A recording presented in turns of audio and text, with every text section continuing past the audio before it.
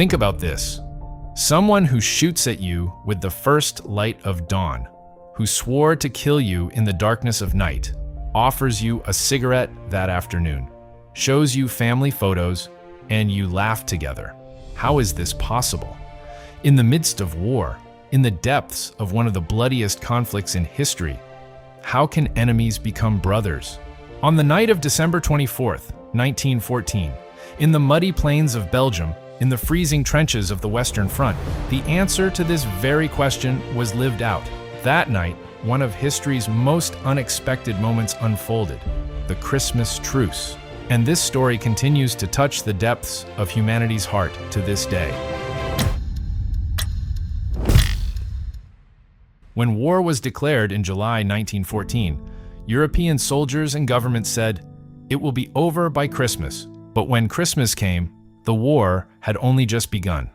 On the Western Front, stretching for miles from the Swiss border to the North Sea, hundreds of thousands of soldiers waited in the trenches they had dug for the war to begin. These trenches were places beyond anything you could imagine, pits constantly filled with rainwater, corpses rotting in cold mud for days on end, soldiers shivering in the freezing cold, most of whose names could not even be pronounced.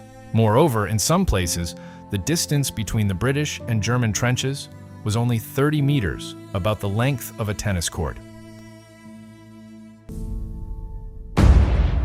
By December 1914, hundreds of thousands of people had lost their lives in the first 5 months of the war. The front had turned into a frozen nightmare.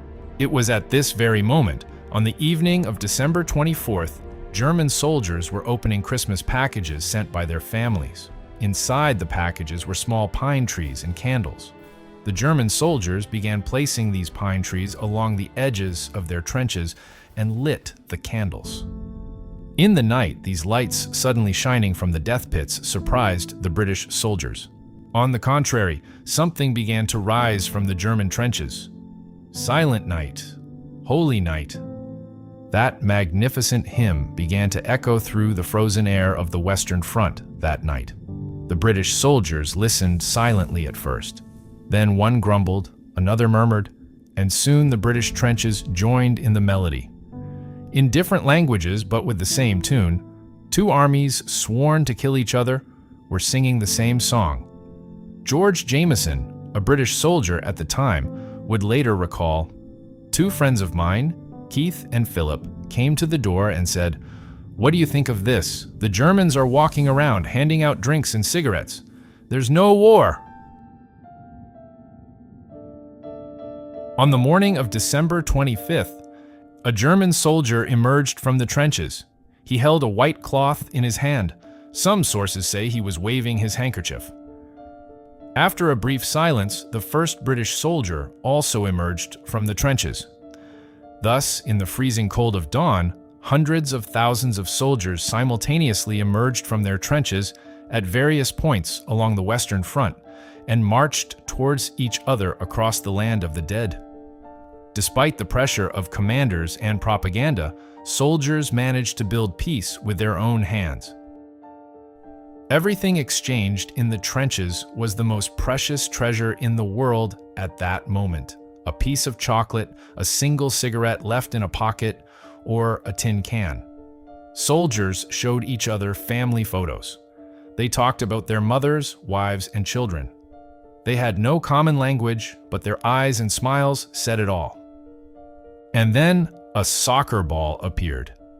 It is not known exactly where it came from.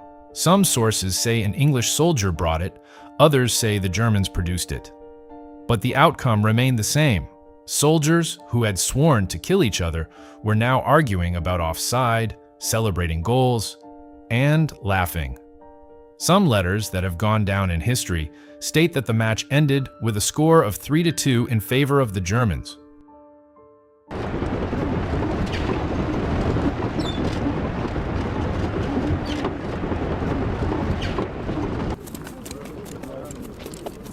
The ceasefire was not limited to the British and German fronts.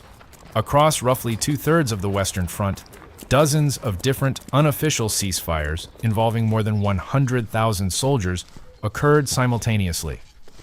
This peaceful atmosphere greatly disturbed the high command. Generals on both sides considered the situation dangerous. They believed that approaching the enemy with human feelings undermines the spirit of war. After all, they had come here to fight, and soldiers were playing soccer with the enemy.